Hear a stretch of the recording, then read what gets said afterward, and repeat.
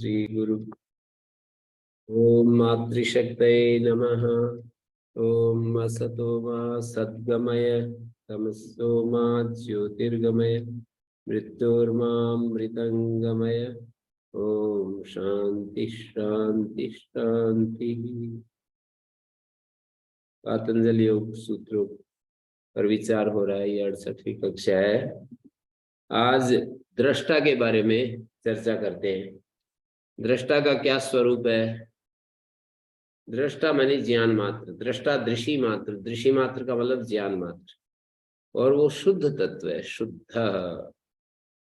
तीन काल में भी अशुद्धि उसमें नहीं आती है, ऐसा है। सांख्य का भी सूत्र है एक, न नित्य शुद्ध बुद्ध मुक्त स्वभाव तद योगा। ये कहते हैं कि किस किस कारण से, बंध के कारणों पर विचार किया जा रहा है कि किन कारणों से आत्मा बंधा हुआ है, मतलब बंधन में है। मुक्ति का अपोजिट बंधन। किस कारण से वो बंधन में है? तो पूछा कि क्या अवस्था से बंधा हुआ है? नहीं, अवस्था तो देह का धर्म है। तो क्या काल से बंधा हुआ है, देश से बंधा हुआ है, कर्म से बंधा हुआ है? नहीं, बहुत सारे कारण दिए पहले इस प्रसंग में। तो काल से भी नहीं, देश से भी नहीं, अवस्था से भी नहीं, कर्म से भी नहीं, तो किस लिए कैसे बंधा हुआ है? तो बोले आत्मा तो स्वभावतः नित्य शुद्ध बुद्ध मुक्त है, लेकिन तद योग, उसका जो बंधन योग है, तद योगात्रिते, उसका बंधन उस प्रकृति योग के बिना नहीं हो सकता है। तद योगात्रिते, बंधन जो है वो प्रकृति योग के बिना नहीं हो सकता। तद योगो भी अविवेकात, और उस प्रकृति का जो योग है वो भी अविवेक के कारण है। प्रकृति के योग के बिना बंधन नहीं हो सकता, और प्रकृति का योग अविवेक के कारण है। तद योगो भी अविवेकात् न समानत्वम, दूसरे कारणों के साथ समानता नहीं है। तो इसलिए वहां पर कहते हैं कि भाई नियत कारणात् तद उच्छितिर ध्वांतवत्, अविवेक जो है उसको नियत कारण से ही उच्छिन्न किया जा सकता है, उसका उच्छेद किया जा सकता है। अविवेक का जो निश्चित कारण है दूर करने का, वो विवेक है। जैसे अंधकार का हटाने का एक ही कारण है कि प्रकाश किया जाए, प्रकाश से अंधकार हट जाता है। ऐसे ही अविवेक को हटाने का एक ही कारण है, विवेक को लाया जाए। विवेक आते ही अविवेक अपने आप चला जाता है।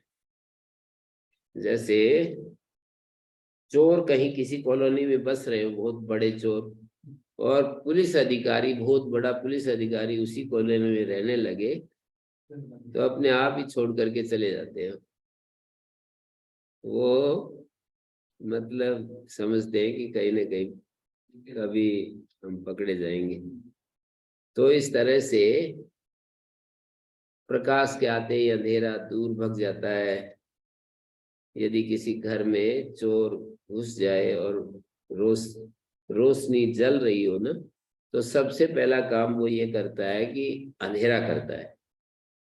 रोशनी हो रही हो तो दीपक बुझाता है, उसके बाद अपना काम शुरू करता है। और यदि कहीं पर कुछ गड़बड़ कर रहे हो और अचानक किसी की आंख खुल जाए और वो लाइट जला दे, तो अंधेरे में ही चोर,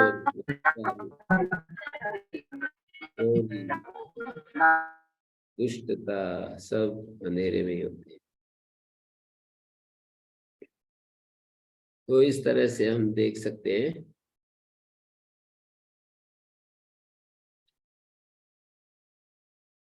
कि यहाँ पर दृष्टा जो है वो शुद्ध तत्व बताया गया, उसमें कोई संस्कार भी नहीं रहते और कोई ज्ञान भी उत्पन्न नहीं होता।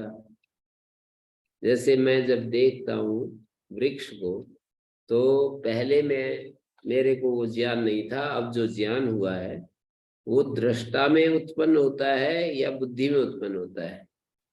तो उसका उत्तर ये दिया जाता है ना, सही तार्किकों की दृष्टि से देवता ये उत्तर दिया था, ज्ञानाधिकरणम आत्मा, ज्ञान का आधार जो है वो आत्मा है। लेकिन तात्विक दृष्टि से, ये तो व्यावहारिक दृष्टि है, पर तात्विक दृष्टि से देखें तो ज्ञान हमारी बुद्धि में उत्पन्न होता है। हमारी बुद्धि विषयाकार होती है और विषयाकार होने से उसमें वो बुद्धि में प्रकाश आता है कि ये चीज ये है और ये इसका गुण धर्म है और इससे ये लाभ हानि है। इसलिए अब लाभ है तो मैं उसको ग्रहण करूंगा, हानि है तो उसको छोड़ दूंगा। ये सारा प्रोसेस बड़े तीव्र गति से दोहरा दिया जाता है।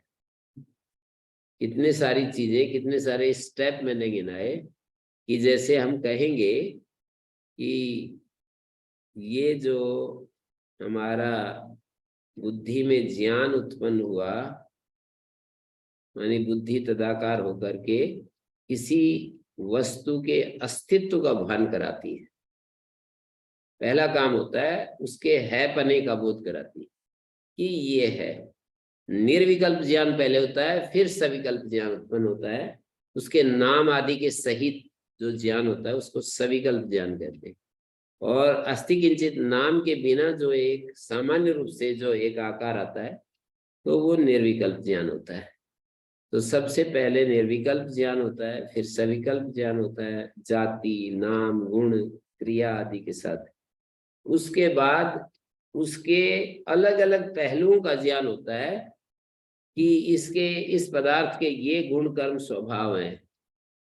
और मेरे को फिर ये ज्ञान होता है कि यदि मैं इस चीज के साथ संबद्ध होऊंगा तो ये चीजें मुझे लाभप्रद होंगी, मेरे को सुख देने वाली होंगी, नहीं तो ये सब चीजें दुख देने वाले, ये सब चीजें दुख देने वाली होंगी। तो ये इस तरह से पूरा प्रोसेस चलता है। मानी वस्तु का ज्ञान, वस्तु के नाम, रूप, गुण, जाति आदि का ज्ञान, फिर उसके गुण अवगुण का ज्ञान, फिर उसके बाद मेरे को ये, मेरे लिए ये ग्राह्य है या त्याज्य है इसका ज्ञान। तो इस प्रोसेस से हम गुजरते हैं। ये सारा प्रोसेस बुद्धि में घटित होता है। पर ये जरूर कहा जाता है कि आत्मा की उपस्थिति में बुद्धि में घटित होता है ये प्रोसेस। आत्मा यदि ना हो तो बुद्धि तो एक प्रकार का जड़ यंत्र है। बिजली ना हो तो कंप्यूटर जैसे काम नहीं करता, ऐसे ही आत्मा के न होने पर ये बुद्धि रूपी यंत्र हमारा वो कुछ काम नहीं करता है। तो दृष्टा दृषि मात्रा शुद्ध प्रत्यानुपश्य, यहाँ पर पहले पाद में शुरू में कहा था योगानुशासनम योगश्चित्त वृत्ति निरोधा। योग चित्त वृत्तियों के निरोध का नाम है। जब हम कहते हैं योगश्चित्त वृत्ति निरोधा तो साथ में अगले सूत्र में कहा तदा द्रष्टु स्वरूप अवस्थान, तब दृष्टा के स्वरूप में ठहरा होता है, दृष्टा का अपने स्वरूप में ठहरा होता है। द्रष्टु स्वरूप अवस्थानम, दृष्टा का अपने स्वरूप में ठहरा होता है। और जैसे ही दृष्टा का अपने स्वरूप में ठहरा होता है तो अगला कदम होता है तदा द्रष्टु स्वरूप अवस्थानम वृत्ति सारूप्य मित्र। दृष्टा जब अपने स्वरूप में नहीं होता है, माने ये पूछा कि चित्त वृत्तियां जब निरुद्ध हो जाती है तो दृष्टा कहाँ स्थिति होती है, दृष्टा की स्थिति कहाँ होती है? बुद्धि बोधात्मा पुरुषा किम स्वभावा विषयाभावात, विषय जब रहे नहीं तो बुद्धि बोधात्मा पुरुषा किम स्वभावा। तो बोला तथा दृष्टु स्वरूप व्यवस्थान, तब दृष्टा का अपने स्वरूप में ठहरा होता है। और जब अपने स्वरूप में ठहराव नहीं होता है तो कहाँ होता है? बोले वृत्तियों के समान रूप होता है, वृत्ति सारूप्य मित्रत्व, वृत्तियों के समान रूप होता है। इसी बात को प्रत्यानुपश्य शब्द से कहा, दृष्टा दृषि मात्रा शुद्धो भी प्रत्यानुपश्य, प्रत्यानुपश्य शब्द के द्वारा उसी को कहा है। यहाँ पर वृत्ति सारूप्यम वह प्रत्यानुपश्य, एकम सद्विप्रा बहुधा वदंती, एक सत्य को अनेक अनेक रूपों में अनेक एंगल से देखा जाता है। और उसकी व्याख्या की जाती है। तो दृष्टा दृशी मात्रा शुद्ध प्रत्यानुपश्य है, मानी प्रत्यय के अनुसार देखने वाला है। प्रतीति ज्ञान, प्रत्यय को ज्ञान कहते हैं। यहाँ पर लिखा है दृशी मात्रा इति दृक् शक्ति रे विशेषण अपरामृष्ट, सारे विशेषणों से रहित केवल दृक् शक्ति को समझना चाहिए। स पुरुषो बुद्धे प्रतिसंवेदी, वो पुरुष जो है बुद्धि का प्रतिसंवेदी है। स बुद्धेर न स्वरूपो न अत्यंतम विरूप, वो बुद्धि का न तो स्वरूप है और न अत्यंत विरूप है। स पुरुषो बुद्धे प्रतिसंवेदी, बुद्धि का प्रतिसंवेदी है, न तो बुद्धि के समान रूप है न अत्यंत विरूप है। कल भी आया था कि तुल्यातुल्य जाती है, सत्व गुण के साथ समानता है, रजोगुण तमोगुण के साथ इसकी असमानता है। तो दृष्टा बुद्धि के समान रूप से न स्वरूप और नात्यंतम विरूप। क्यों? तो इसका दिखाया कि स्वरूप तो इसलिए नहीं है कि ज्ञाता ज्ञात विषय वाली परिणामिनी बुद्धि होती है। बुद्धि कभी किसी विषय को जानती है, किसी विषय को नहीं जानती है। जैसे मैं अब खंबे को देख रहा हूं तो खंबा ज्ञात है, बाकी दुनिया की सारी चीजें अज्ञात है। मैंने खंबे को छोड़ करके घड़ी को देखा तो घड़ी ज्ञात है, बाकी सारी चीजें अज्ञात है। मैंने छत की तरफ देखा तो छत ज्ञात है, बाकी सब चीजें। एक क्षण के लिए हमारी बुद्धि जिससे कनेक्ट होती है उसका ज्ञान करती है, बाकी से अलग रहती है, बाकी के प्रति साइलेंट रहती है। तो ज्ञात और अज्ञात बुद्धि के ये दो विषय। बुद्धि तो पुरुष के द्वारा सदा ज्ञात रहती है। बुद्धि में जो कुछ है अच्छा या बुरा, वो बुद्धि के भीतर पुरुष के द्वारा प्रकाशित होता रहता है। पुरुष के द्वारा बुद्धि में आया हुआ विषय ज्ञात और अज्ञात रहता है, प्रकाशित या अप्रकाशित रहता है। तदा ज्ञात, सदा ज्ञाता चित्तवृत्ति, आगे एक सूत्र में आ रहा है कि सदा ज्ञाता चित्तवृत्त है। चित्त वृत्तियां सदा ज्ञात होती हैं, चित्त और चित्त की वृत्तियां सदा ज्ञात। तत्प्रभु पुरुषस्य परिणामित्वात्, चित्त वृत्तियों का जो साक्षी पुरुष है उसके परिणाम।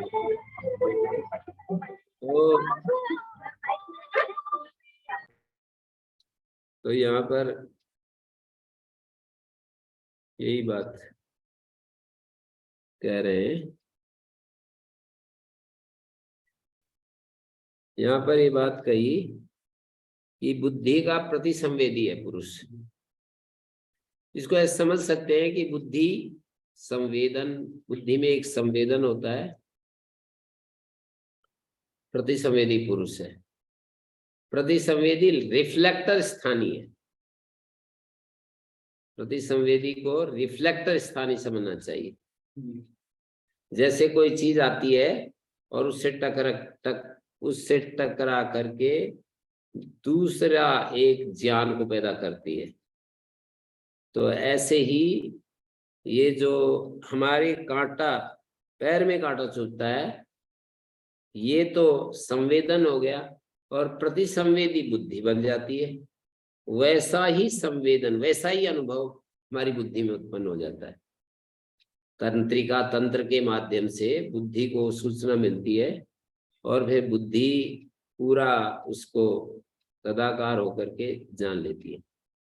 तो बुद्धि प्रतिसंवेदी है और कांटे आदि जो लगते हैं, हमें जो चीजों का बोध होता है, ज्ञान होता है, वो संवेदन स्थानीय है। संवेदन प्रतिसंवेदन। बुद्धि में भी मैं नाम का एक संवेदन होता है, उसका प्रतिसंवेदी पुरुष है। मैं सुखी, मैं दुखी, ये बुद्धि के अंदर जो संवेदन हो रहा है उसका प्रतिसंवेदता, उसका प्रतिसंवेदी पुरुष होता है। प्रतिसंवेदन करने वाला वैसे तो ये होता है अर्थ इसका शाब्दिक अर्थ, लेकिन ऐसा नहीं होता है, ऐसा नहीं होना चाहिए। इसीलिए सूत्रकार ने दृष्टा दृशी मात्रा अर्थ किया है। दृष्टा दृशी मात्र होता है, शुद्ध होता है। प्रत्यानुपश्य व्यवहार काल में वो अवश्य प्रत्यानुपश्य होता है, नहीं तो दृष्टा दृशी मात्रा शुद्ध, ये नियम लागू होता है। दृष्टा दृशी मात्र है और वो शुद्ध है, और प्रत्यानुपश्य है। प्रत्यानुपश्य का मतलब ये होता है कि वो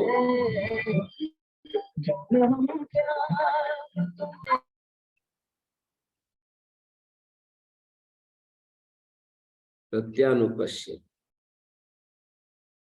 दृष्टा दृशी मात्रा शुद्ध प्रत्यानुपश्य है।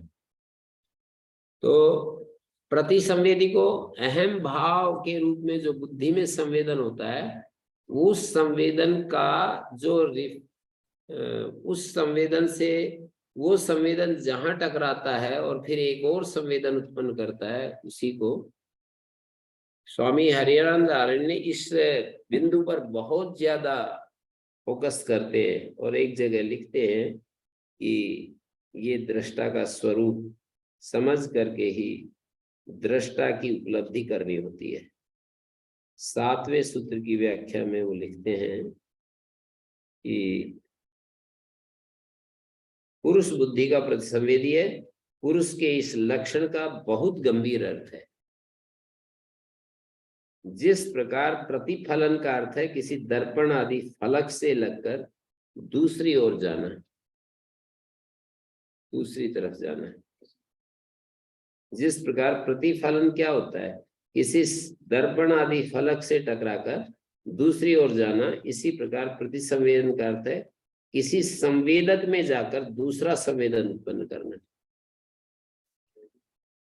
संवेदन उत्पन्न करना अथवा दूसरे संवेदन रूप से प्रतीत होना। रूप आदि प्रतिफलन के जिस प्रकार दर्पण आदि प्रतिफलक होते हैं, रूप आदि जो प्रतिफलन है उसका दर्पण आदि प्रतिफलक होता है, उसी प्रकार बुद्धि या व्यावहारिक अहम भाव का, बुद्धि या व्यावहारिक अहम भाव का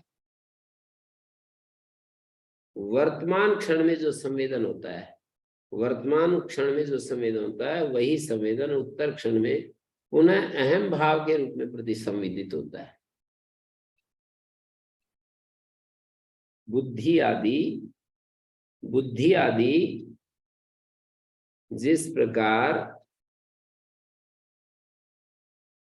यहाँ पर क्या, जिस प्रकार प्रतिफलन का अर्थ है किसी दर्पण आदि फलक में लगकर दूसरी ओर जाना, प्रतिसंवेदन का अर्थ है किसी संवेदक में जाकर दूसरा संवेदन उत्पन्न करना या दूसरे संवेदन रूप से प्रतीत होना। रूप आदि प्रतिफलन के जिस प्रकार दर्पण आदि प्रतिफलक रहते हैं, उसी प्रकार बुद्धि या व्यावहारिक अहम भाव का वर्तमान क्षण में जो संवेदन होता है, वही से संवेदन उत्तर क्षण में पुनः अहम भाव के रूप में प्रतिसंवेदित होता है। इसी प्रतिसंवेदन का जो केंद्र है, वही बुद्धि का प्रतिसंवेदी है। मैं हूं ऐसा चिंतन कर सकना भी प्रतिसंवेदन का फल होता है। मैं हूं ऐसा चिंतन करना। समस्त निम्न शारीर बोधों का वैषयिक, शारीर बोध या वैषयिक बोध के प्रतिसंवेदन का केंद्र बुद्धि होती है। शारीर जो हमारे को बोध होते हैं, किसी का गर्म छूना, ठंडा छूना, कांटे का स्पर्श, ये सारे शारीरिक बोध है।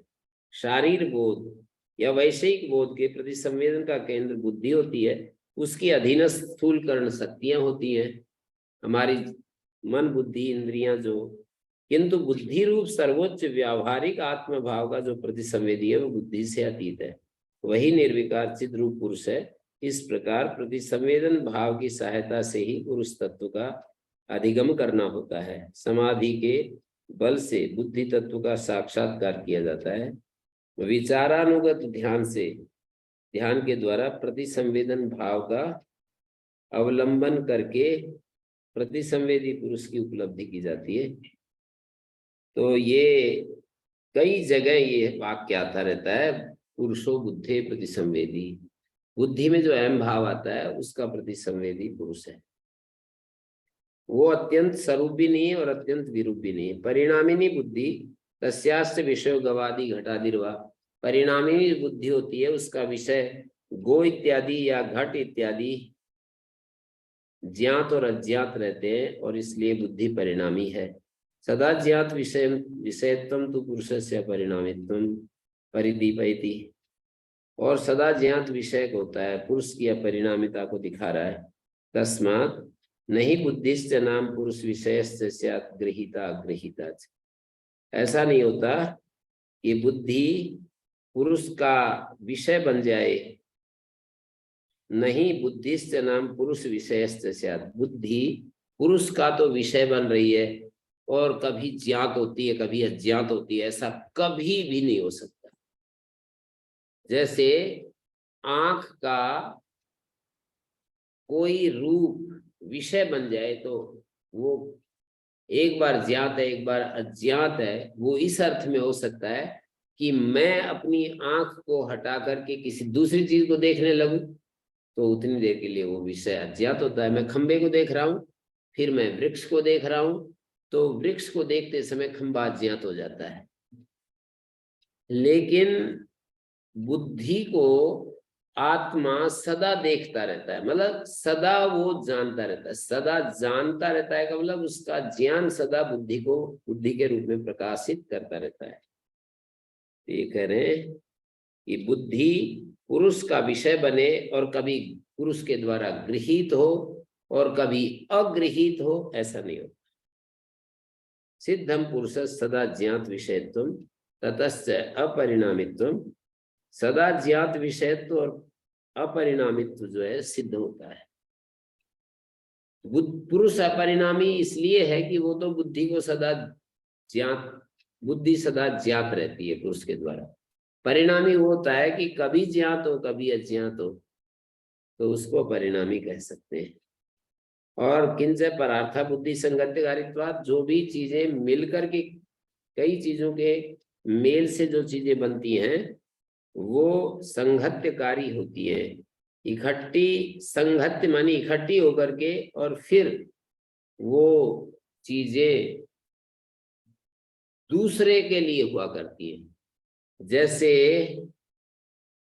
कोई तख्त बनाया, उस तख्त में लकड़ी लोहा जो भी कुछ चीजें लगी, वो सबकी सब चीजें इकट्ठी होकर के किसी शयन करने वाले के लिए उपयोगी होती है। वो तख्त अपने लिए उसका कोई उपयोग नहीं होता है। तो बुद्धि संगत्यकारित्वात् परार्था स्वार्थ पुरुष है, पुरुष का कोई इस तरह का प्रयोजन नहीं होता है कि वो किसी के लिए हो, इसलिए पुरुष को स्वार्थ कहते हैं। सर्वाणी सर्वार्थ अध्यवसायकत्वात् त्रिगुणा बुद्धि त्रिगुणत्वाद अचेतना, सब अर्थों का निश्चय करने से त्रिगुणा है बुद्धि और त्रिगुण होने से अचेतना है। गुणानाम तो दृष्टा पुरुष, लेकिन गुणों का साक्षी है पुरुष। अतो न स्वरूपा अस्तुतरी विरूपा नात्यंतम विरूपा शुद्धो भी असो प्रत्यानुपश्य, शुद्ध होते हुए भी बौद्ध प्रतीतियों के अनुसार देखता है। बुद्धि में जिस तरह की प्रतीतियां आती हैं पुरुष उनको देखता है, उनको जानता रहता है। तो न स्वरूप है न विरूप है, गुणों का ये बुद्धि परिणामी है, पुरुष अपरिणामी है, और गुणों का साक्षी है ये पुरुष, बुद्धि का साक्षी बना रहता है।